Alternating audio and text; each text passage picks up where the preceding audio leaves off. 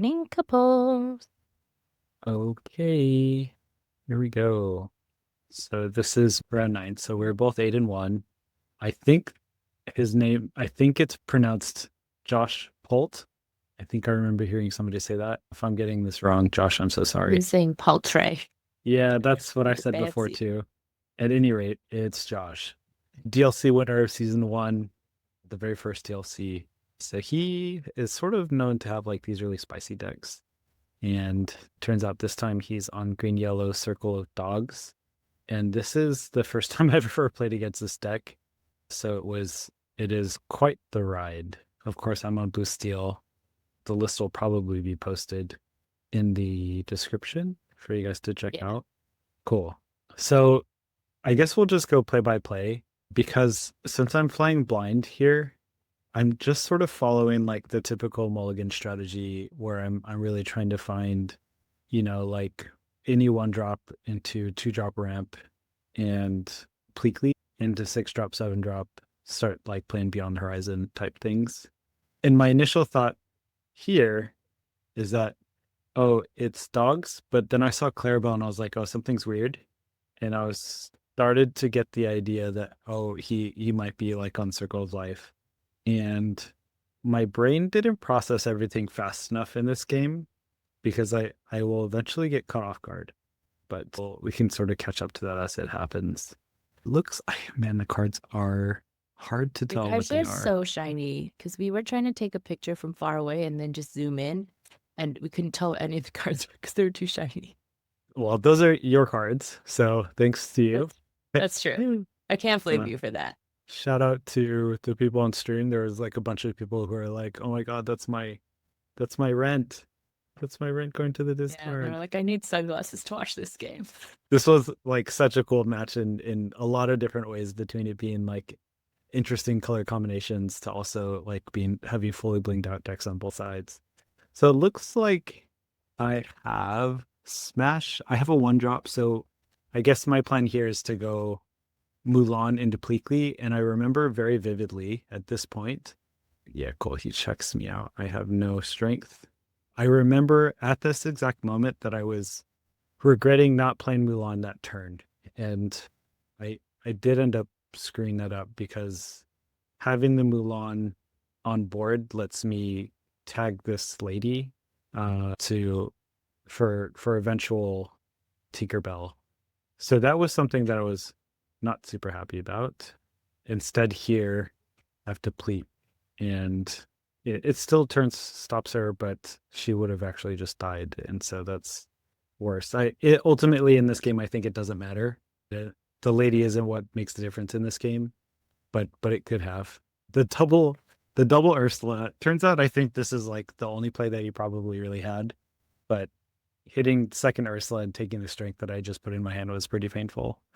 And so, like with every dog deck, as we start hitting this turn, we're starting to look for the tramp. And our plan, of course, is to just drop Tinkerbell in this situation and start to basically just freeze their board. We need them to not do anything. And at this point we already know that he's not like some aggressive variant of green yellow. Pumping up into our Pleakley is not something he's likely going to do. So I take the quest here. But yeah, so there's our tramp.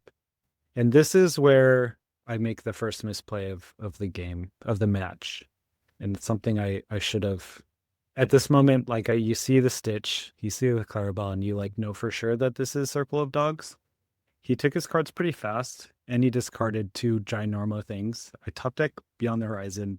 And at this point, I should absolutely sing it on him.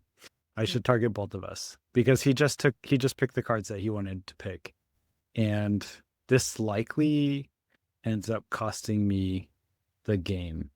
It's unknown what he would have drawn, but we know already that he took cards that he really wanted to have, and whether that's like another tramp or a Circle of Life to pull stuff from his discard, like all of those things are bad for me. And so being in this situation where I don't discard his hand kind of hurts. My hand was pretty bad after the Beyond.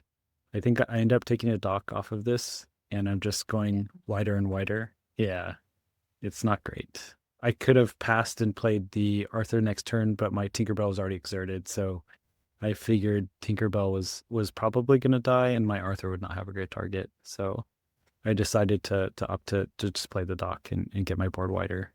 But yeah, this is where it starts to go. He starts to just do all the things that his deck wants to do that I could have interrupted. Crazy stuff. Yeah. Yeah. I absolutely could have interrupted this. And this match could have been a lot closer. That being said, like, there's no excuse for it, but there's the enchanted circle of life. So pretty. Yeah. Enchanted And circle the of life. Stitch. Pulling enchanted surfer stitch. Making enchanted Clarabelle. Yeah, like after, there's no excuse for saying that, being in the moment or whatever and facing this and figuring out all at one time. Those are still things that like I probably need to be able to do better. But, like upon hindsight in reviewing these matches, I do think that Blue Steel probably is in a pretty good situation against this deck because this version of Green Yellow is like not fast. And we have option versus via Beyond the Horizon. Mhm. So like since they're a combo deck and we still have like Hades, at some point our board just gets insurmountable for them. And this is, kind of a spoiler of what we'll see in the coming games. But it's so hard to put that all together, being my first, DLC stream against a former DLC champion. And so I'll give myself that small excuse, but I think ultimately, like we need to be able to put those things together quicker.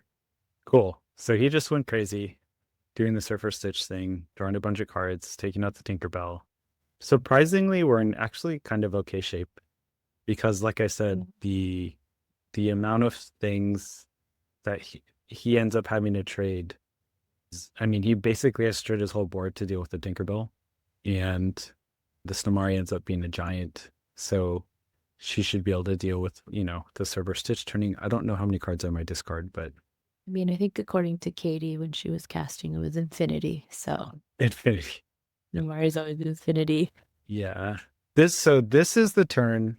This is the actual turn where I think that I couldn't have predicted.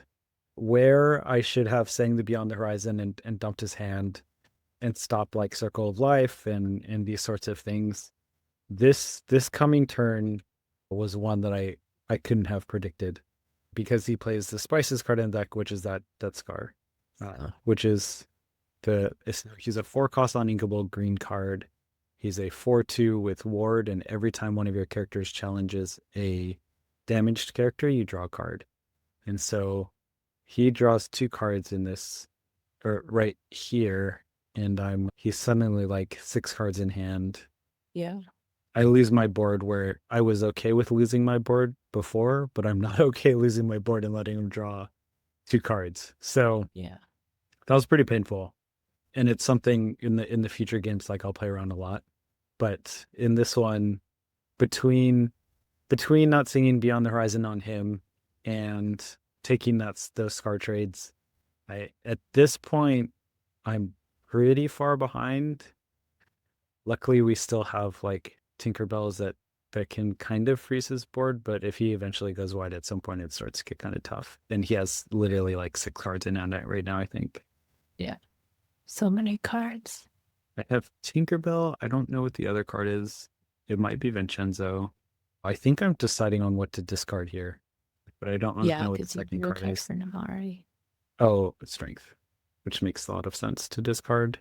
Is it because you're worried about a third Ursula? No, I think it's Or that just because like you don't have a board, so it's not useful. yeah, I don't have a board, and there's nothing that I want to sing Strength on. It look I think that's a Jasmine. I think I have a Jasmine and a Tinkerbell. Jasmine and Namari, and maybe maybe a Vincenzo and a Namari and Jasmine. I think that yeah. Oh, I think it is Tinkerbell in the middle. So at any rate, okay, yeah. So sort of going back to like our things being ginormous, his deck has 0 removal outside of Lost in the Woods, Under the Sea.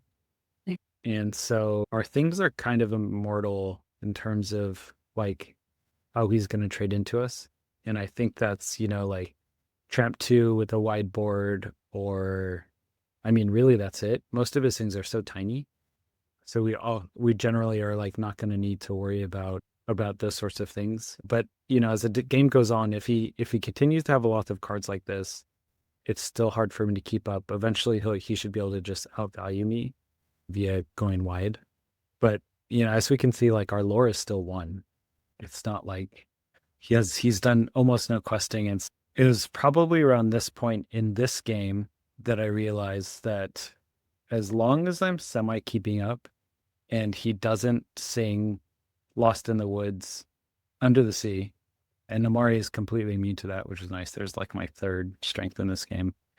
Then I should be able to just quest away, and he has to send all of his like small dudes into my stuff to draw cards and just go wider until he like starts resolving tons of Tramp 4s and pulling, like these. Once he can go like multi-surfer Stitch stuff, and I think this is a turn that he literally does that.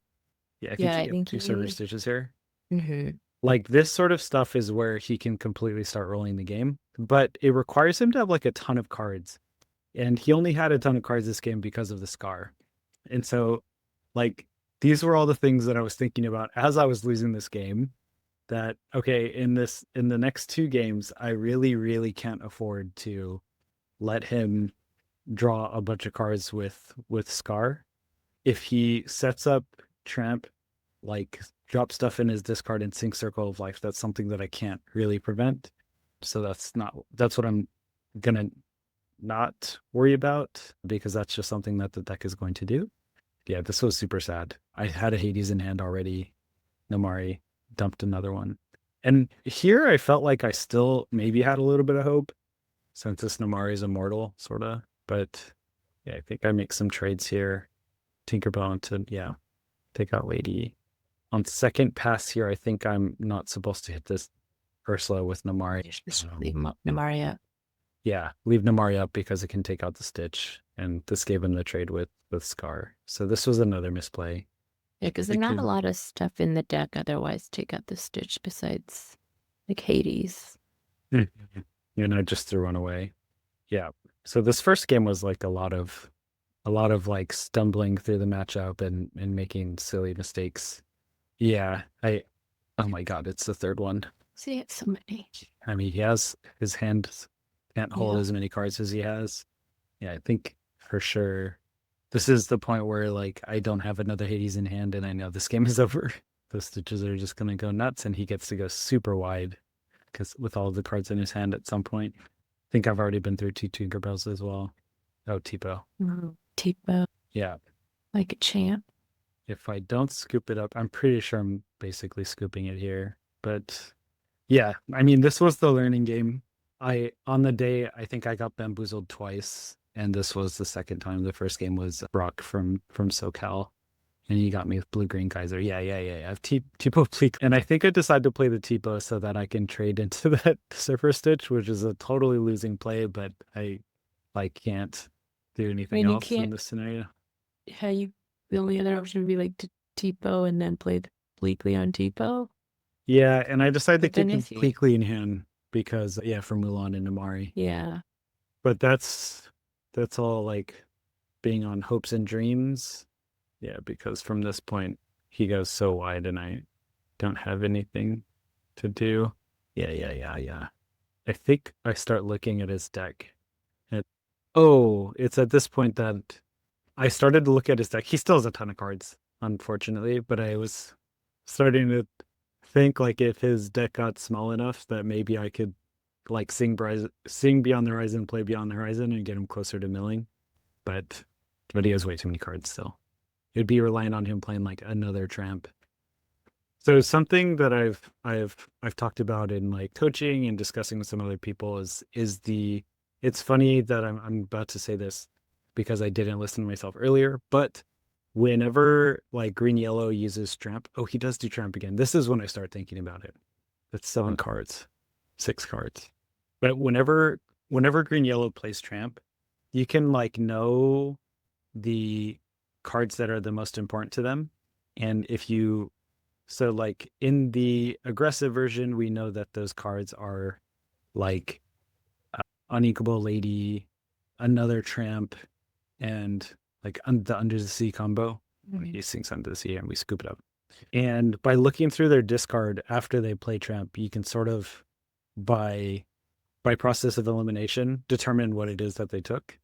And it ends up being like very, very, very helpful because based on like what you have on board, let's say you have like some damage thing, they're probably going you and it's your sign to like kill your own thing or Pleakleate or whatever those sorts of plays. Against this deck, it's different because he has the Undersea, like the Lost in the Woods, Under the Sea stuff. But yeah, cool. That was like me getting dumpstered game 1 and learning. Let's check out game 2. Okay, so this is another one that is like upon me watching more. I take 5. I believe I keep Bo Pleakley. And maybe there's a sale in there too. This is another game where I decide to do something really interesting that could have gotten me like completely blown out. And I decided to do it to be risk averse, but it didn't really pay off. But we'll talk about it as we get there. I'll restate that like the ideal line that we always want to go for with this deck is generally like 1 drop, ramp on 2, Pleakley on 3, play 6 drop.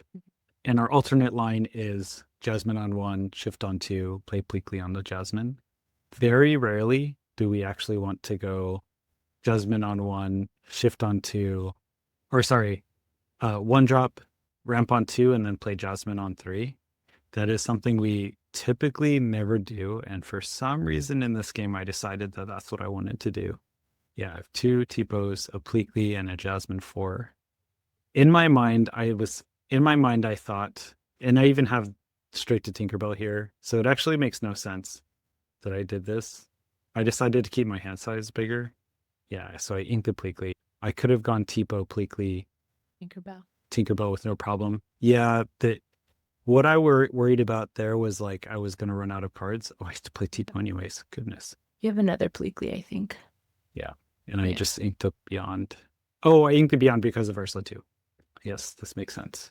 The other Ursula too. Yeah, not that Ursula. Not this one. Yeah, and so this is like the spot where for some reason I decided to go. I could also sail Pleakley here. Yeah, like the reason I decided to do this, the thought process that was going through my head was that I can get value out of Jasmine and bring a lot more life to my hand, especially like I have Namari. I have a curve. I can go Jasmine, Namari, and into Tinkerbell. Otherwise, I would just play Tinkerbell and then like sit there, which ultimately could end up being completely okay. But I was just trying to get value. But the problem here, and that we'll run into in a second, the first problem is that Jasmine misses. And so I don't get value anyway, which is pretty brutal. You get 1 lower. I get 1 lower. Yeah. So this was sad. 3 Tinkerbells in hand. I also should have shuffled my hand instead of like taking it to my hand and throwing it straight away because it probably gave away that I definitely had Tinkerbells in hand. Mm-hmm. And so this exact turn right here is hyper scary because he has Ursula 2 on board, the singer for Ursula 2, and that means that he can sing Under the Sea. So if he finds Under the Sea, like the real issue here is that all of my stuff is under 2. Everything will die. The good news about that is that I still have Tinkerbell, which would keep me alive. Like I think I'm actually in a totally fine situation because I have Tinkerbells behind it if they do get eaten, but it's not good. Like it's still really not good that could happen at this exact moment. And he looks at 5 cards and is unable to find it. So I get really lucky in this scenario that he doesn't find Under the Sea. Again, I think I would have been okay. I wouldn't have been punished, but I definitely shouldn't have played into this. I could have had a Pleakley and Tinkerbell on board and been like so stable. But it's good. I realized my mistake as we were here because I started counting singers and realized he could do it this turn. And this is just sort of honestly that part of it is just lucky that I got away with this. But yeah, after he spent so much time looking at it and I realized my mistake, it ends up being a fine situation. Yeah, so it does value Circle of Life, get some one drops back. But he spent so much time doing that that I realized like he couldn't have he doesn't have that much behind.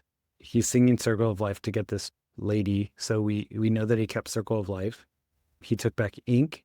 And so to go wide like this sort of gave me an impression that he is he has and he goes to 4 ink that he kept the scar.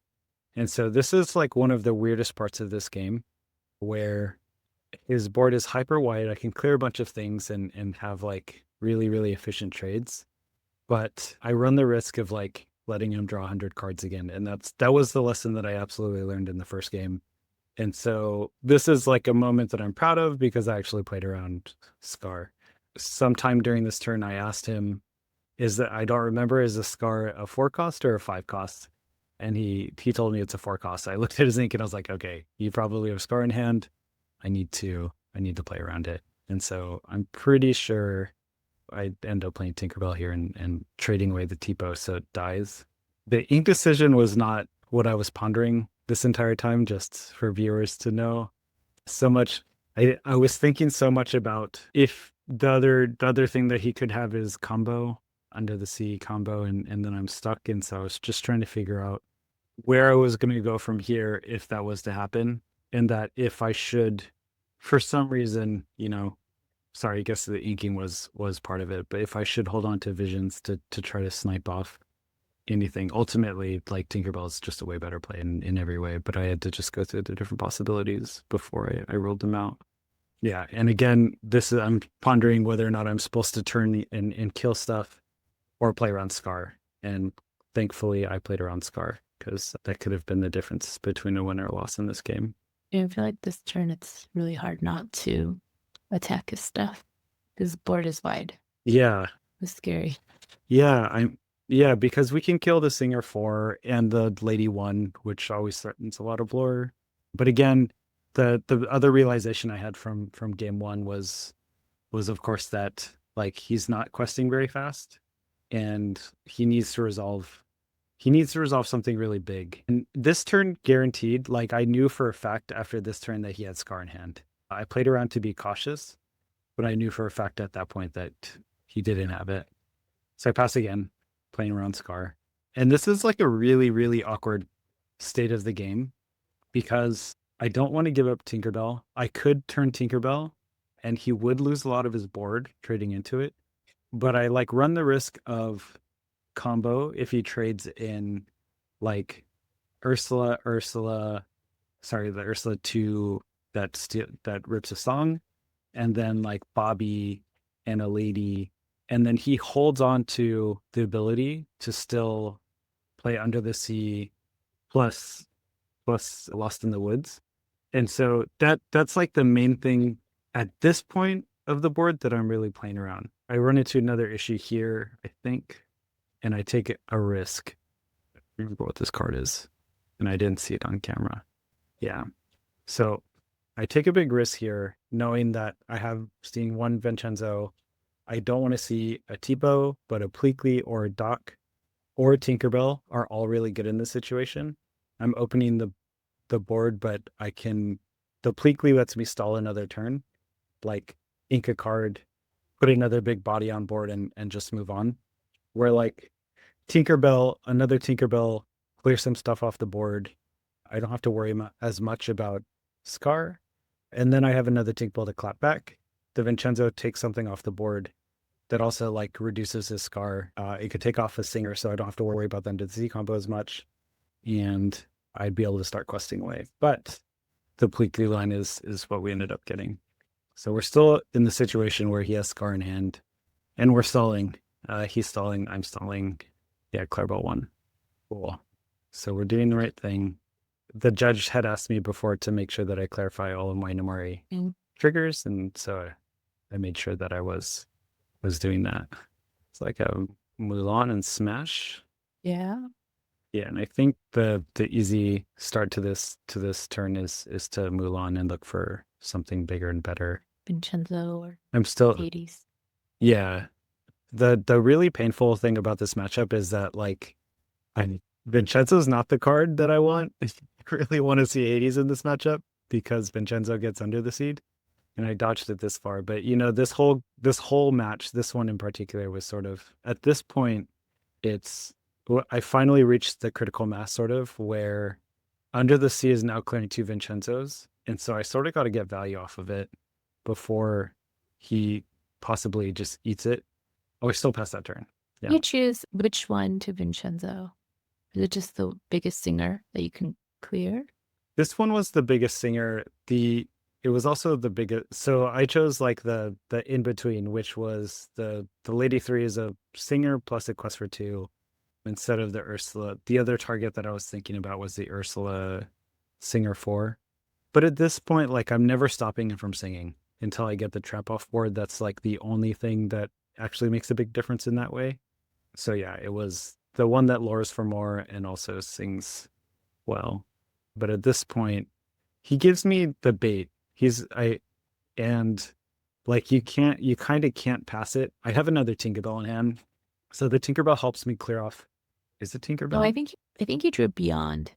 Oh, yes. Yeah, and for sure I'm sitting here. I think Beyond is definitely happening. Yeah. So I can clear a bunch more stuff. But the Tinkerbell trade sort of just has to happen. I think you sort of can't turn it down. You let him get some value off of Scar. I sort of can't sit around too much longer waiting. But it's nice to be able to shoot the tramp here.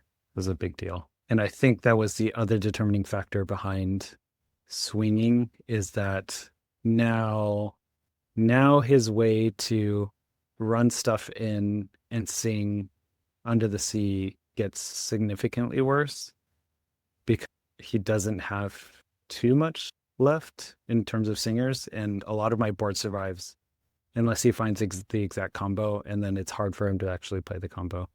But still Tinkerbell, Namari, and Pleakley will stick around, and so it ends up being like an okay situation for me to start just letting him go for it because I think I have lethal on board. 1, 2, 3, 4, 5, 6, 7, 8, 9, 10, 11, 12, 13. I have 13 on board. So we basically go to 2-turn lethal, and if he doesn't draw the combo lets him live, but he'd still be super behind because he has to run everything into my board to draw cards. So I was totally okay at this point to finally let this happen. But this game 2 was so interesting because it's just like this huge game of chicken where we both need to draw things. And luckily the amount of things that I can draw in my deck just happens to be much more dense than the things that he needed to see. Look, he has one piece of the combo. Yeah, he has Just one piece. And so, right. It's complicated here because he needs to play something to give the lady attack, or he has to run the Ursula in to draw the card, and he can't run the Ursula in because otherwise he gives up the Beyond the Sea out. Under the Sea, Beyond the Sea. Goodness. Lost in the Sea. Yeah, cool. And he ends up. But yeah, besides after the dodging the Under the Sea early, this game ended up being very, very interesting for both sides. And I realized at the middle portion of this game that I think that we end up having the favor as long as we keep him off of his main combo stuff. Yeah. So this is super slow. And we're too far ahead at this point that he has to continue to look for combo and stuff like that. But we're going to lure for so much that we get to, 19 or whatever. Yeah, and then that Jasmine can still draw you like another something to get rid of stuff. He can, and his deck literally just has no way to actually deal with stuff as I play it. So once it's this far behind, it's a little bit too late. But yeah, like my brain was getting fried this entire match. Oh, I think the video might end. Yeah. Oh, cool. Okay. I think he does scoop.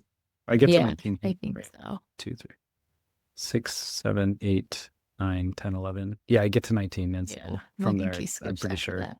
Cool. Game 3. Okay. What's nice about this series is that I play better and better over the course of the 3 games. It's learning. Yeah. But there was absolutely misplays in this matchup that I didn't have to have. But I get saved here, by the way. that T-bow Yeah, because is you the don't have ramp one that I in hand, needed. right? Yeah, absolutely saved. And like I did the Jasmine thing last game, I dumped the Jasmine as fast as I can in this game because I don't want to do that again. So we're learning. We're learning. Now we at least we are threatening this lady if it does turn. We figure he's going towards his tramp in this following turn. Cool. We discarded the strength. Yep. Big brain. Big brain moves. We're Learning, doing stuff. learning from the We're first learning. game. Learning from the first game. And we have the line that we want to see every single time. Like the most powerful line in this deck, which is Pleakley straight to Tinkerbell. And so we're very, very happy to see that. This is another interesting decision because, and this is something that I think about every single time that I like eat something with Pleakley, but deciding which one sticks around on board. Sometimes it's like the singer that we want to keep around for Beyond the Horizon. In this case, it doesn't matter because we're going Tinkerbell and he has no way to remove it. And so I opt to keep the Mulan so that I can have just a little bit more swinging power into like that lady if he decides to turn it sideways. So I can play Tinkerbell and Lady, or Tinkerbell and take out the lady. Okay, very crucially, at this past turn where he plays Bobby, we know that he didn't have Tramp yet. So this is something that I knew immediately. And if he played Tramp on that turn, we could possibly get in some serious danger because he could Tramp for 3, look at 4 cards and find the combo and be able to sing it. And this is something I was actively thinking about.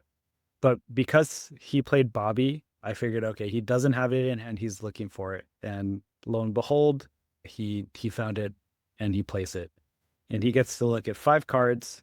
And I'm learning from the first game again, where I get to see, okay, he plays all of these, he looks at all of these cards, he like handpicks his hand. We're in a very nice position on board, and he drops like 2 Surfer Stitches, 2 Tramps, and 2 Under the Seas. I think I asked to look at it. When you look at those discards, it's like all of the cards that he wants to keep in his hand. And so I think about it for half of a second, and for sure I learned from game 1, target both of us and discard the End of the Sea combo. And I think it ends up being like a nice decisive play in this game because he's out multiple Tramps. He has the Surfer Stitches in, which don't matter, but now like 3 Under the Seas are in there, which I basically pinned as his only way to win these games. He can draw tons of cards with Scar, but they're ultimately like lots of weenies, and he has to 3 for 1 or 4 for 1 everything on my board. So I felt very good in this position. Oh, this is a cool interaction, I think, too. Because everything is 1 strength on his board, even if he did have Scar, he actually can't activate Scar this turn. The resist from Jasmine. Yeah, which is actually super sweet. I drew her and I was like, whoa, she's actually insane because only Trap can do damage to the Tinkerbell, so he can't run everything in. And everything running into Mulan in this situation ends up just trading.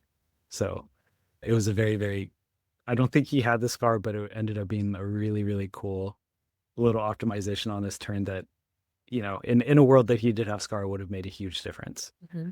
So it's cool to get to save this Tinkerbell and stop him from questing. And, you know, at this point, he probably is looking for Circle of Life or things along those lines. He can only keep 1 card, and he's losing so many really, really important cards. So here, again, I felt really, really nice about my position in this game. I give Josh so much credit. He gets to look through like 100 cards, and he has to make the best decision every game, and that's so difficult versus looking at, you know, like 3 or 4 cards, and even making decisions with 3 or 4 cards. You know, as we know in my game 1 and game 2, it's really easy to make misplays. And I think that's like the 4th End of the Sea. I think it's the 3rd one because The 3rd one. there was one he discarded from one of his filter cards, and then you threw away a combo. So there were 2, and then this is the 3rd one. Okay. Yeah. And I don't even know if he runs 3 or 4. Yeah. But he's at 0 cards. He's at no cards in hand. And I mean, it's interesting because his board looks ginormo. and like impossible to deal with, but actually my board is in a way, way, way nicer situation. Him being at 3 ink is also very notable because, again, like we were talking about playing around that Scar, we don't have to play around Scar anymore because he can't play it even if he draws it. And the second Tinkerbell is just absolutely nuts because it clears 2 things by itself and lets me make super, super optimal trades into the rest of his board. Here, I was thinking about if I should try to enable killing the Tramp, but ultimately ends up just not being worth it. You'd have to trade like Pleakley Robin into it and then also splash damage from the, or Pleakley Robin Hood into it, which ultimately, like, I'd rather just get more bodies off board. I could take out 4 things instead of 3. And I'm pretty sure that's where I end up going. And he can never really clap back because of the second Tinkerbell. So this is it at this point of the game. I didn't really see a way back for him. My board is outdoing him, and I have 2 cards in hand versus his 1 on like 7 ink versus his 3. So we're in just like a very, very comfortable position. I don't even remember what happened. Oh, he passes. I think he passes because I think he drew a Scar. So he can't play it. Yeah. Oh, that's sort of exactly what we talked about. That's really brutal. Yeah. And at this point it starts to become sort of an embarrassment of riches. I drew the Beyond and I could have sang it that turn, but there's just no reason to. Like, I can start questing, even if he does have Scar, he doesn't have good trades, and I can sing Beyond the Horizon for free next turn with 1 character, being able to quest the rest of them. So it was just an easy turn sideways. Yeah. So you get to take out the Robin Hood, but at what cost? Yeah, I thought about just questing here too, but it's always better for us to just take 3 cards because we can draw. This is bad. Really. Yeah, it's always better for us to take 3 cards because we can find another 7 drop, we can find another 6 drop that replaces the lore.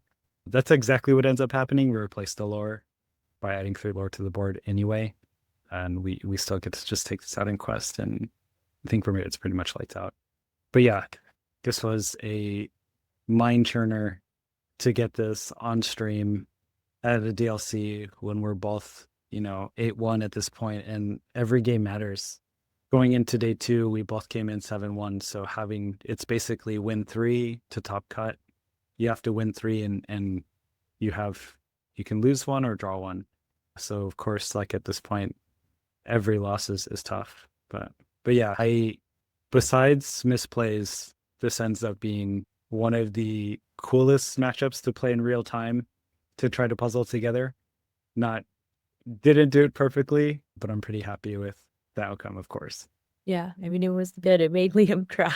Yeah, I'm really, really happy that Liam felt that way about that. But it's just super cool to, get to play this matchup that will never be played again. Like, nobody ever is playing Circle of Dogs into Blue Steel boats. Like, this is just not going to happen. And so you get a player of Josh's level and to be on that stage and have those things happen and to learn from my mistakes in real time. I totally resonate with Liam in the moment. You might not have been able to see it on my face, but I was, regardless of how that match went, like, it was an absolute blast, and it is everything that I want in Lorcana. Like, we know tons of matchups. I know Purple Steel, I know Purple, I know Amber Steel, I know Green Blue, but I didn't know Circle of Dogs, and puzzling it together live was just like super, super fun. And, really what I live for this. Yeah, I feel like those are always more fun because you have to think on your feet, whereas other ones you're just like, well, they could draw this or they could draw this. We'll just see what happens. But this one, you're like, sometimes I don't even know what they could draw. Won't even try to play around. Yeah. I mean, that was a huge reason, I think, why I got so close to time and I spent so long on my turns. I felt kind of bad, but like trying to piece this deck together and figure out what I'm supposed to do was really, really difficult. Anytime that he turned anything sideways, then I had to think about Scar and how many things he could trade in before he could sing Under the Sea. Yeah, it's crazy. Like, it's actually crazy. And with no other deck do you have to do that, right? Like, Dumbo, you can count the evasives on board or, these sorts of things. But having to play around like intricate combos like that is so hard, but super fun, like super fun. And you know, he never he unfortunately didn't draw the combo to punish me in any big situations towards the end, but I did my best to play around them either way, and I'm proud of how it came out. It's a very cool matchup. I'm very happy to get that on stream, misplays and everything. Yeah, super cool. Thanks for going over it with us. Of course. Looking forward to hopefully doing more in the future. That's my first DLC stream and would be cool to get more as we go on.